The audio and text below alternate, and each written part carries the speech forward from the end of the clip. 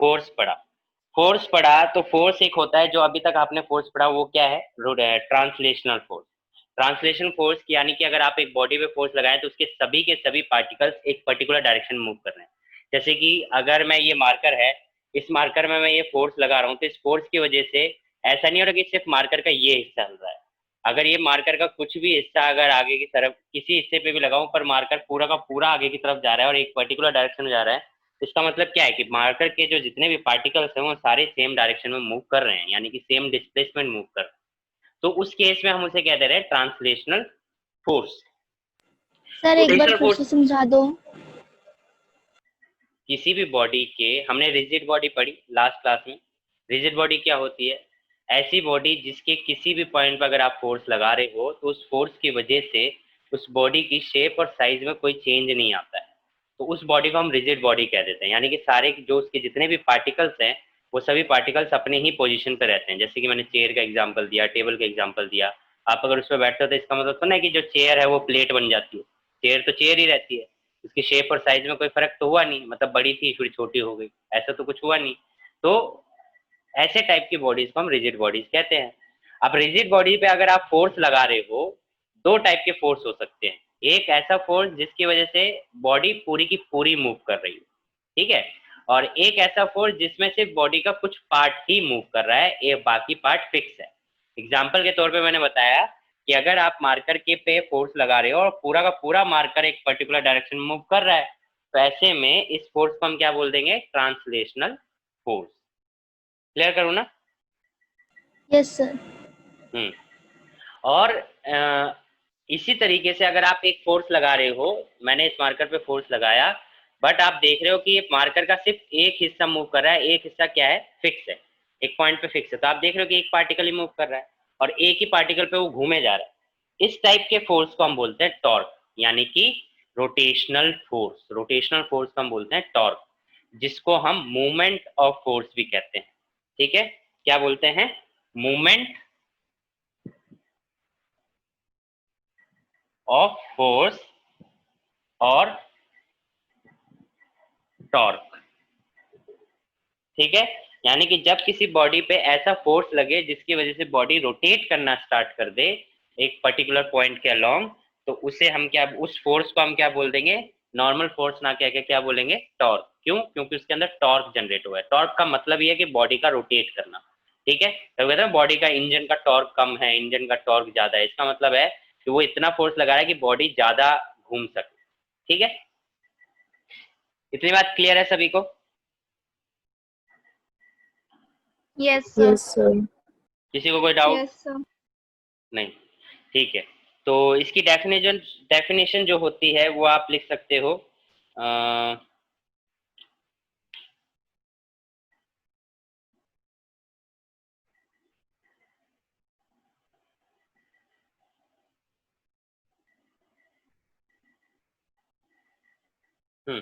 लिखिए, turning torque or movement of force.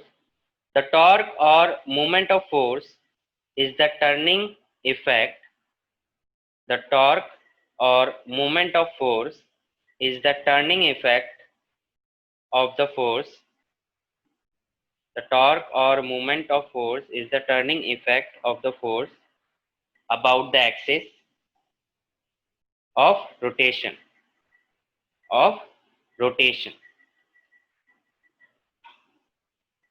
Sir effect of the force के बाद?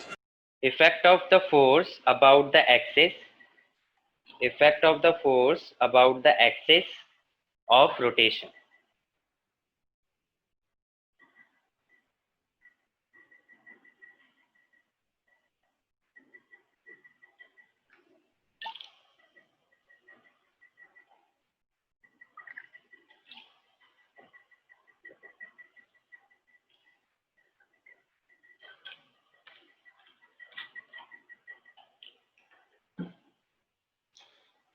ठीक है, तो ये हो गया टॉर्क, डिनोटेड बाय टाउ। ये जो उल्टा जे बनेगा इसको हम बोलते हैं टाउ। ठीक है, ये टाउ सिंबल है और इसका जो फॉर्मूला बनता है, it is measured by the force into में परपेंडिकुलर डिस्टेंस। ठीक है, फोर्स इनटू में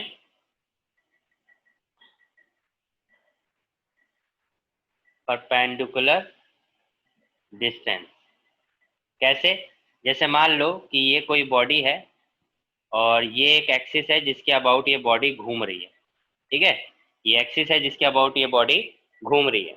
अब मान लो यहाँ पे कोई पी पॉइंट पार्टिकल है, पी पॉइंट पार्टिकल है जिसपे ये फोर्स लगा, ये फोर्स लग रहा है। इस फोर्स का लाइन ऑफ एक्शन क्या होगा? ये। तो जब टॉर्क आपको अगर मान लो इस पार्टिकल के ऊपर टॉर्क का आपको कैलकुलेट करना है, और जो बॉडी, क्योंकि देखो chapter 7 is all about the system of particle, यानी कि हम जब भी बॉडी की बात करेंगे तो बॉडी के पार्टिकल की भी बात करेंगे। तो हम यहाँ पे एक पार्टिकल की बात कर रहा हूँ मैं, ठीक है, क्या कर रहा हूँ, एक पार्टिकल की बात कर रहा हूँ। तो एक पार्टिकल की जब आप बात कर रहे हो तो इस पे एक फोर्स लग रहा है F. Now the case is कि मान लीजिए कि ये जो लाइन ऑफ एक्शन है इस पे परपेंडिकुलर डिस्टेंस आप ड्रॉ करो, क्योंकि देखो टॉर्क अगर जनरेट निकालना है तो उसके लिए फोर्स चाहिए जो कि ये रहा, और परपेंडिकुलर डिस्टेंस चाहिए। तो और परपेंडिकुलर डिस्टेंस चाहिए कहाँ से? From the axis of rotation, ये ध्यान रखना, from the axis of rotation, मतलब जिस पॉइंट के या जिस एक्सिस के अबाउट रोटेशन हो रहा है उसके अलो। तो इसके अगर परपेंडिकुलर डिस्टेंस अगर आप ड्रॉ करोगे तो ये परपेंडिकुलर डिस्टेंस हो गया 90 डिग्री, जिसको हम डी बोलेंगे। तो जिस लाइन का लॉन्ग फोर्स लग रहा है उसका, और जिस पॉइंट के अबाउट ये बॉडी रोटेट कर रही है उसका, इन दोनों के बीच में परपेंडिकुलर डिस्टेंस होना चाहिए, ठीक है। समझ गए? किसी को नहीं समझ में आया हो? क्लियर है सर। क्लियर है सभी को? तो बेसिकली फोर्स क्या बन जाएगा टॉर्क का? फोर्स इनटू में परपेंडिकुलर डिस्टेंस, ये फोर्स बन गया, ठीक है। फोर्स इनटू में परपेंडिकुलर डिस्टेंस, ये क्या बन गया? टॉर्क का फॉर्मूला बन गया। अब ये ध्यान रखिए, कई बार क्या होगा कि ये जो एंगल मैंने 90 लिया है, ये 90 के लिया है इस वजह से यहाँ पे फोर्स इनटू डिस्टेंस है। बट अगर मान लो फॉर एनी एंगल थीटा, अगर किसी भी एंगल थीटा पे अगर फोर्स लग रहा हो, मान लो एक्सिस ऑफ रोटेशन है और उसके किसी एंगल थीटा पे फोर्स लग रहा हो, तो जो डी होता है इसको हम ले लेते हैं आर साइन थीटा। ध्यान रखना, आर साइन थीटा। तो टॉर्क का जो फॉर्मूला बन जाता है वो बन जाता है एफ आर साइन थीटा, ठीक है। इसका जो फॉर्मूला बन जाता है वो क्या बन जाता है? एफ आर साइन थीटा, ठीक है, समझे? F R sine theta. तो और साइन थीटा हटाओगे तो क्या लग जाएगा? साइन थीटा हटाओगे तो क्या लगेगा?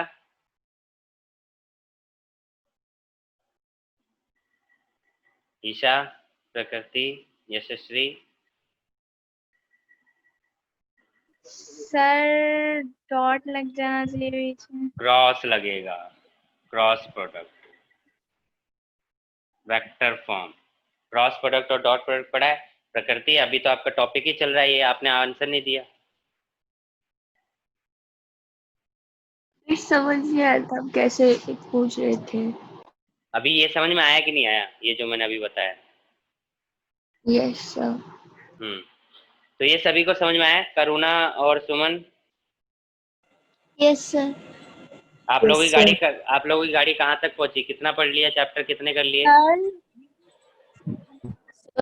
चैप्टर 4 लेक्चर तक हुआ है मेरा तो। चैप्टर 4 कर रहे हो? नहीं, चैप्टर 3। तुम्हारा जब से चैप्टर 3 ही चल रहा है, तुम का इसका मतलब पढ़ नहीं रहे ना तुम्हारे। रुक जाओ, मैं संडे की क्लास लूंगा तुम्हारे में। हाँ ईशा बोलो, आप क्या कर रहे थे? सर मैं ये कह रही थी, मतलब जैसे एंगल हमारा 90 डिग्री है तो एफ इंटू डी, मतलब 90 का छोड़ के अगर कोई भी एंगल होगा तो यही फॉर्मूला लगाना है। हाँ जी, ओके सर। ठीक है।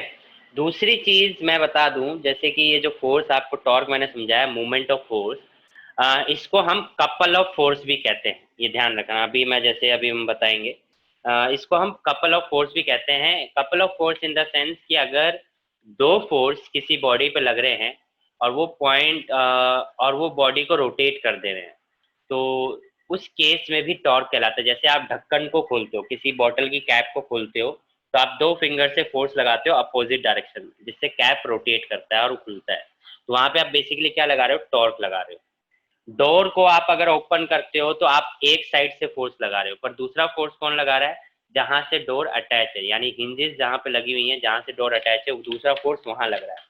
इस पॉइंट पे भी ये फोर्स जो यहाँ पे पार्टिकल पे लग रहा है, तो दूसरा फोर्स कहाँ लग रहा है, इस पॉइंट पे, क्योंकि इस फिक्स एक्सिस के अबाउट बॉडी रोटेट कर रही है। तो जो फोर्स है, टॉर्क जो है, वो हमेशा couple of force he generate करता है। कई बार आपको सिर्फ एक फोर्स दिखेगा, बट दूसरा फोर्स होता है वहां पे जो कि फिक्स होता है, मूव नहीं करता है। और कई बार आपको दोनों फोर्स दिखेंगे, जैसे कि मैंने बॉटल की कैप वाला एग्जांपल दिया है। ठीक है, तो ये इसको हम कपल ऑफ फोर्स भी कहते हैं, ये ध्यान रखना, कपल ऑफ फोर्स।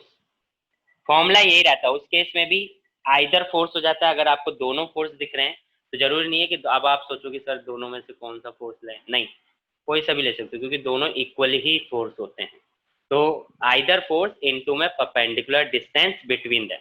अभी जैसे ये डी डिस्टेंस आपने क्या लिया है, point of axis of rotation से फोर्स के बीच में, क्योंकि इस फिक्स डिस्टेंस के अबाउट रोटेट कर रहा है, तो इनके बीच का डिस्टेंस ले लिया। वहां पे क्या होगा कि जैसे कि अगर ये फोर्स एक लग रहा है और दूसरा फोर्स ऐसे लग रहा है, तो इन दोनों के बीच में ये परपेंडिकुलर डिस्टेंस हो जाएगा। तो आपका फॉर्मूला हो जाएगा परपेंडिकुलर डिस्टेंस इनटू में आइदर फोर्स।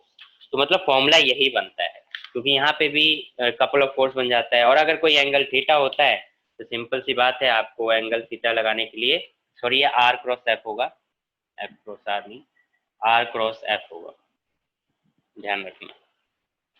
ठीक है, तो इस तरीके से क्लियर सभी को। Yes sir. Yes, sir. Yes, sir.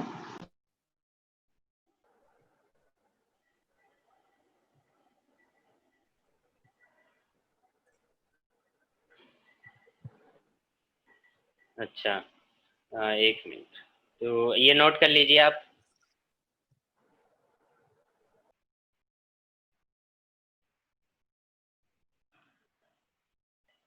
Done sir.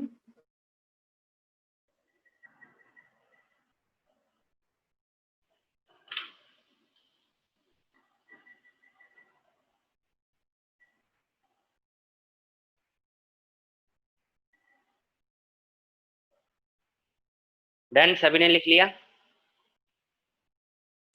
Yes sir. तब इसकी Yes, ऐसा sir. ही यूनिट क्या बन जाएगी, ऐसा यूनिट सर अगर देख, नहीं, क्या नहीं, ऐसा यूनिट क्या हो जाएगी, फोर्स की यूनिट होती है न्यूटन, डिस्टेंस है तो क्या हो जाएगा, मीटर, डिस्टेंस न्यूटन मीटर। ठीक है, सीजीएस अगर बनाओगे तो क्या हो जाएगी, सीजीएस बताइए क्या बनेगी।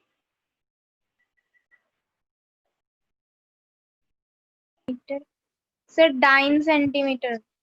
Dyne centimetre, very good. तो हो जाएगा डाइन सेंटीमीटर। ठीक है, न्यूटन का सीजीएस यूनिट होती है डाइन, तो डाइन सेंटीमीटर हो जाएगा। Okay, now the case is principle of movement. ठीक है, इसको नोट कर लिया सभी ने। Yes sir. Yes sir. Yes, sir. Okay, note कर लिया। यस तो सर। आगे बढ़ते हैं। नेक्स्ट है प्रिंसिपल ऑफ मूवमेंट टॉपिक।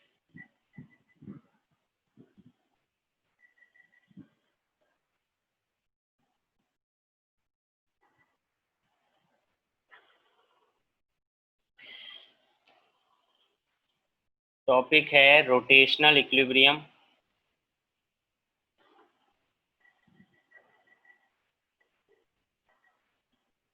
और principle of movement. Principle of movement, ठीक है, तो ये टॉपिक है आपका principle of movement.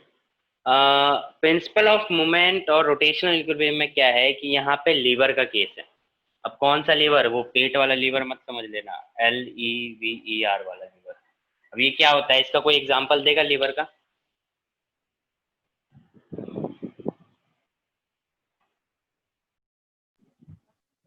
Sir example तो पता नहीं, इसका तो मैं पहली बार ही सुना है, आप ही बता दो। प्रकृति, यशस्वी, लीवर।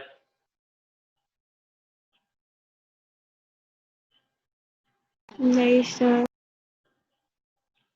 देखो लीवर होता है, फॉर एग्जाम्पल के लिए सीसो झूला जो है वो आपका एक लीवर, जिसमें एक पॉइंट होता है जो कि एक बैलेंसिंग पॉइंट होता है और उसके अराउंड एक बॉडी मूव करती है, जैसे कि आपका सीसो झूला हो गया, लीवर हो गया, कोई क्रेन मशीन हो गई जो उठा रही है, तो ये सारी चीजें लीवर हैं। ठीक है, तो लीवर में बेसिकली क्या होता है कि इस तरीके से पॉइंट हम समझते हैं, एक सिंपल आइडियल लीवर जो हम बात यहाँ पे जो हो रही है वो आइडियल लीवर की बात हो रही है। ठीक है, आइडियल लीवर में क्या होता है कि जो बैलेंसिंग पॉइंट होता है वो सेंटर पे होता है, जिसको हम फलक्रम कहते हैं। ठीक है, ये जो बैलेंसिंग पॉइंट होता है इसको हम क्या बोलेंगे, फलक्रम। और एक पॉइंट होता है जहां पे फोर्स लगता है, क्या लगता है, फोर्स लगता है। और एक पॉइंट होता है जहां पे लोड होता है, समझे।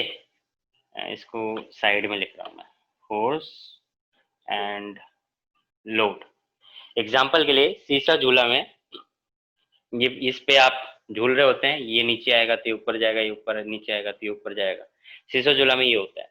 सीसो झूला में फोर्स और लोड चेंज होता रहता है, जैसे कि मान लो कि ये झूला, ये पॉइंट नीचे है और ये पॉइंट ऊपर है, तो ये जो नीचे है वो लोड बन गया और जो ऊपर है वो फोर्स बन गया। क्यों? क्योंकि वो ऊपर से फोर्स लगाएगा तब ये ऊपर जाता है ना। तो मतलब ये क्या हो गया, फोर्स, और ये ऊपर जाएगा तो क्या हो जाएगा, आपका लोड। जैसे ये ऊपर जाएगा और ये नीचे जाएगा तो ये आपका लोड बन जाएगा, और ये क्या हो जाएगा, फोर्स, ये नीचे की तरफ फोर्स लगाएगा तो ये ऊपर जाएगा। तो इस तरीके से लीवर काम करता है, बैलेंसिंग पॉइंट पे हो गया। लीवर चेंज हो सकता है, पॉइंट जो लीवर है यानी जो फलक्रम है यानी कि जो बैलेंसिंग पॉइंट है, वो बैलेंसिंग पॉइंट यहाँ भी शिफ्ट हो सकता है, यहाँ भी शिफ्ट हो सकता है, डिपेंड कि हम कैसे सिचुएशन ले रहे हैं। ठीक है, इतनी बात क्लियर है सभी को। Yes sir. Yes, sir. Definition notes में मिल जाएंगे, यहाँ पे समझने का काम करते हैं। तो इसमें क्या है कि बेसिकली ये जो हम कर रहे हैं प्रिंसिपल ऑफ मूवमेंट और रोटेशनल इक्विलिब्रियम, इसमें बेसिकली आपको क्या करना होगा, न्यूमेरिकल आएंगे इसके ऊपर, तो आपको न्यूमेरिकल करने होंगे। ठीक है, तो इसका यूज करेंगे इसका। अब यहाँ पे होगा क्या, जो हमने टॉर्क का फॉर्मूला पढ़ा है वो यहाँ पे एक रोटेशनल इक्विलिब्रियम बना रहा है, मतलब इस तरफ का टॉर्क और इस तरफ का टॉर्क दोनों इक्वेट करेंगे, यानी इक्विलिब्रियम कंडीशन लेके आएंगे। अब टॉर्क की अगर मैं बात कर रहा हूँ तो जैसे कि अगर मैं इसको F1 ले रहा हूँ और ये डिस्टेंस क्या हो जाएगी, D1 परपेंडिकुलर डिस्टेंस, और अगर इसको मैं F2 ले रहा हूँ तो ये डिस्टेंस क्या हो जाएगी, D2। ठीक है, समझ गए। तो ये केस है। और अगर नॉर्मल इस पे बैलेंसिंग यानी कि नॉर्मल रिएक्शन इस पे लग रहा होगा तो वो आर है। फ्री बॉडी डायग्राम देखोगे तो अभी देखो इक्वेशन कैसे बन रही है। मैंने बोला कि ये रोटेशनल इक्विलिब्रियम में है। रोटेशनल इक्विलिब्रियम का मतलब क्या है, एक बैलेंसिंग पॉइंट बना रहे हैं कि मतलब इधर का टॉर्क और इधर का टॉर्क क्या होगा, इक्वल होगा। तो τ1 इज इक्वल टू τ2 यानी कि F1 D1 is equal to F2 D2, और तो F1 D1 minus F2 D2 is equal to क्या आ गया, 0। अब यहाँ पे देखो कंडीशन क्या बन सकती है, जब आप टॉर्क निकाल रहे हो तो जिस पॉइंट के अराउंड बॉडी मूव कर रही है, ठीक है, जिस पॉइंट के अराउंड बॉडी क्या कर रही है, मूव कर रही है, तो आप अगर देखोगे तो इस पॉइंट के अराउंड बॉडी मूव कर रही है, तो हमें जो फोर्स लेना है उस फोर्स का डिस्टेंस उस पॉइंट से लेना है जिस पॉइंट के अराउंड बॉडी मूव कर रही है, यानी कि फलक्रम पॉइंट। अगर बॉडी देखो इस पॉइंट पे ऐसे रोटेट कर रही है, ठीक है, ऐसे रोटेट कर रही है, तो आप देखो कि जो बॉडी का डिस्टेंस आएगा वो कहाँ, मतलब फोर्स का जो डिस्टेंस आएगा वो कहाँ से आएगा, फलक्रम से आएगा। सेम केस यहाँ पे भी देखोगे, इस फोर्स का भी अगर आप परपेंडिकुलर डिस्टेंस निकालोगे तो वो कहाँ से आएगा, इस पॉइंट से आएगा, क्योंकि बॉडी इस पॉइंट के अराउंड मूव कर रही है। ठीक है, तो इसमें ये ध्यान रखना कि जब भी ये फॉर्मूला इक्वेशन चेंज हो सकती है depending on the fulcrum position. हम अभी एक क्वेश्चन भी करेंगे जिसमें फलक्रम की पोजीशन चेंज होती रहेगी, चेंज हो करके हम निकालेंगे वैल्यूज को। तो जहां फलक्रम जाएगा मतलब जिस पॉइंट के अराउंड आप बॉडी को मूव कर रहे होगे, आप परपेंडिकुलर डिस्टेंस उसी पॉइंट से मेजर करेंगे और उसके अकॉर्डिंग इक्वेशन बनाएंगे। तो आप लोगों को ये इक्वेशन समझ में आई? F1 D1 Yes, minus sir. F2 D2 सभी को समझ में आई? तो ये है रोटेशनल Yes, sir. इक्विलिब्रियम की इक्वेशन, रोटेशनल इक्विलिब्रियम की इक्वेशन। दूसरा, अगर आप देखो कि बॉडी ना ऊपर जा रही है ना नीचे जा रही है, मतलब रोटेशनल मोशन है इसके अंदर, ट्रांसलेशनल मोशन नहीं है। तो बॉडी ना ऊपर जा रही है ना नीचे, यानी कि ऊपर के फोर्स और डाउनवर्ड फोर्स सारे क्या है, इक्वल है। तो एक इक्वेशन यहाँ से ये भी बन सकती है कि R इज इक्वल टू आपको क्या मिल गया, F1 प्लस F2। तो इस तरीके से फ्री बॉडी डायग्राम का यूज करते हुए आपको इनके इसके बेस के ऊपर, यानी प्रिंसिपल ऑफ मूवमेंट के ऊपर या रोटेशनल इक्विलिब्रियम के ऊपर आपको क्वेश्चन मिलेंगे करने के लिए। ठीक है, क्लियर है? किसी को अगर डाउट है तो पूछे, वरना नोट करें।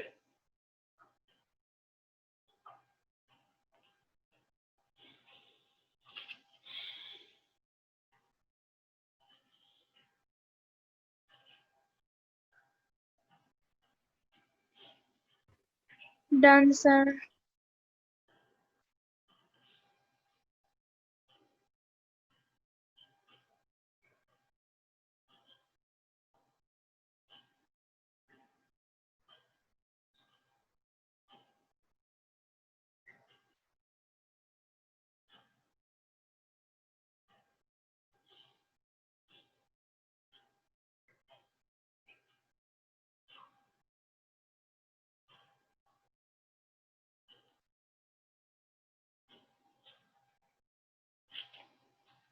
सभी ने कर सर लिया? हो गया।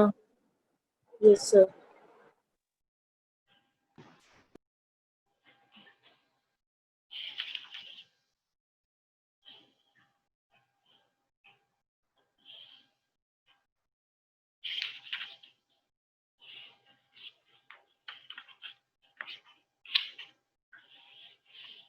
करुणा, सुमन, जल्दी से चैप्टर खत्म करो, चैप्टर 4 पे आओ, क्योंकि हर चैप्टर में वेक्टर का यूज हो रहा है। अगर आप ऐसे सर लेट मैं तो करो। चैप्टर 4 पे हूँ, मैंने आपसे वीडियो भी तो ली थी। हाँ तो सुमन जी, आप क्यों लेट कर रहे हो फिर?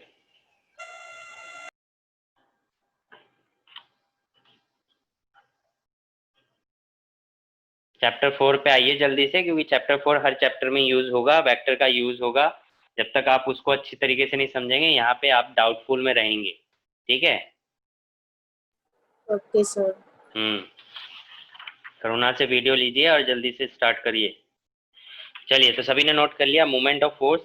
नाउ नेक्स्ट टॉपिक इज, जिस तरीके से हमने लीनियर फोर्स को एंगुलर फोर्स में पढ़ा, यानी कि टॉर्क में पढ़ा, कपल ऑफ फोर्स में पढ़ा, उसी तरीके से हमारा आता है एंगुलर मोमेंटम। ठीक है, नेक्स्ट केस जो आता है वो क्या आता है हमारा, एंगुलर मोमेंटम। नेक्स्ट टॉपिक लिखेंगे एंगुलर मोमेंटम।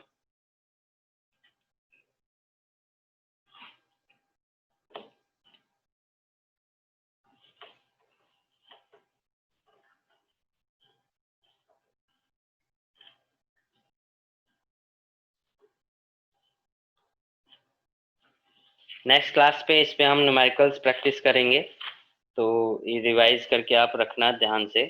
अभी मैं ये लास्ट टॉपिक आपको समझा दे रहा हूँ, फिर हम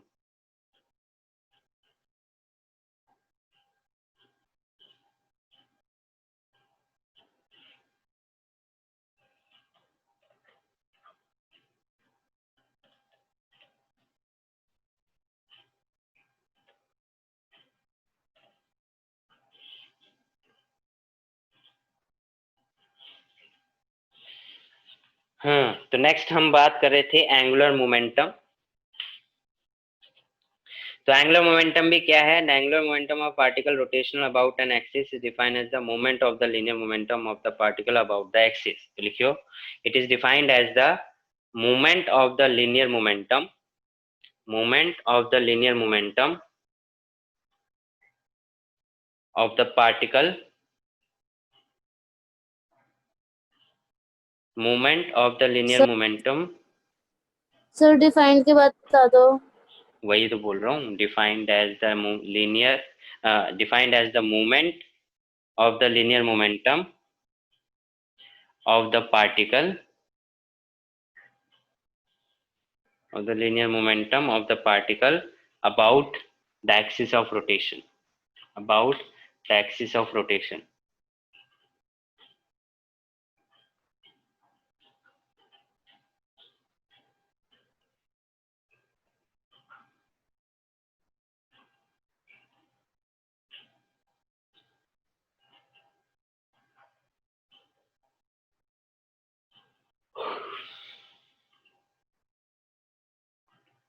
ठीक है, तो डिनोटेड बाय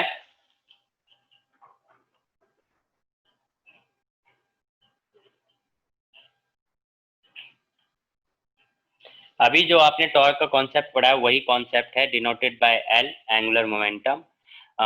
जैसे कि torque force is equal to force into distance था, वैसे angular momentum is equal to linear momentum into में डिस्टेंस था। फॉर एंगल थीटा के लिए जो फॉर्मूला हो जाएगा d इज इक्वल टू क्या होगा, r साइन थीटा, जो मैंने अभी बताया था। तो l इज इक्वल टू हो जाएगा rp साइन थीटा, और वेक्टर फॉर्म में साइन थीटा हटाओगे तो क्या बन जाएगा, r क्रॉस p। ठीक है, इतनी बात क्लियर है, यही आपने अभी पढ़ा है। तो सिमिलर कॉन्सेप्ट है, जो आपने टॉर्क में पढ़ा वही चीज यहाँ पे, बस वहां पे टॉर्क था, यहाँ पे एंगुलर मोमेंटम है, डिनोटेड बाय l।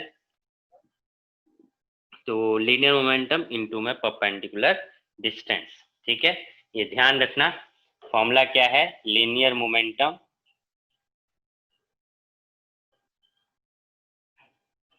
इनटू में परपेंडिकुलर डिस्टेंस, परपेंडिकुलर डिस्टेंस। अब यूनिट आप बना के दिखा बताएंगे इसकी, एसआई यूनिट और सीजीएस यूनिट दोनों मेरे को बना के बताइए कि क्या आएगा।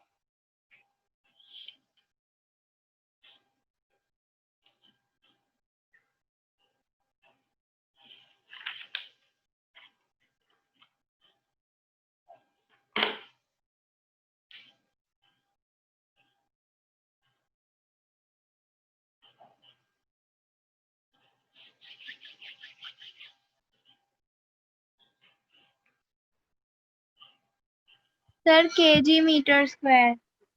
बस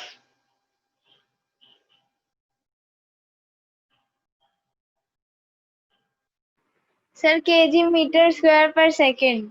बिल्कुल सही, केजी। देखिए मोमेंटम होता है mv, तो मास हो गया केजी मीटर पर सेकेंड। तो ये फॉर्मूला हो गया लीनियर मोमेंटम का। एंगुलर मोमेंटम बनाओगे तो p इंटू में d है, तो p का फॉर्मूला क्या, यूनिट क्या बनी, केजी मीटर पर सेकेंड, और डिस्टेंस है तो अगेन मीटर, तो मीटर मीटर क्या हो जाएगा, मीटर स्क्वायर। तो आपकी एसआई यूनिट क्या बन गई, kilogram metre square per second, और सीजीएस बन जाएगी gram centimetre square second inverse. ठीक है, सभी को clear? Yes sir. Yes sir. प्रकृति, यशश्री, यस सर। ठीक है, तो क्लियर है, इसको आप नोट कर लो। बाकी हम एक टॉपिक और है उसको नेक्स्ट क्लास में करेंगे, फिर उसके बाद न्यूमेरिकल करेंगे। ठीक है, न्यूमेरिकल करने के बाद एक दो टॉपिक करेंगे, न्यूमेरिकल करेंगे जिसमें जितना भी अभी हमने आज पढ़ा है और जो नेक्स्ट क्लास में पढ़ेंगे। ठीक है, तो आज की क्लास से किसी को कोई डाउट? No sir. ठीक है, तो नेक्स्ट क्लास में मिलते हैं। नेक्स्ट क्लास में आज जो पढ़ा है उसको एक बार दोबारा रिवाइज कर लेना, हो सकता है कोई डाउट क्रिएट हो जाए, तो नेक्स्ट क्लास में आप लोग डाउट पूछ लेना। ठीक है, नोट्स में इस चैप्टर के आज नोट्स भेज देता हूँ, तो आप लोग नोट्स भी क्रॉस चेक कर सकते हैं। ठीक है, तो मिलते हैं नेक्स्ट क्लास में, till then bye bye. Isha मैं आपको वीडियो भेजता हूँ, ग्रुप में डाल दूंगा। Okay sir. हाँ बोलो बोलो, कौन सर क्या तो बोल रहा है, क्या कह रहे हो?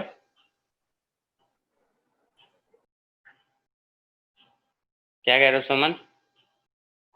सर कह रही हूँ थोड़ी सी साइड हो जाओ, 1 मिनट। लीजिए,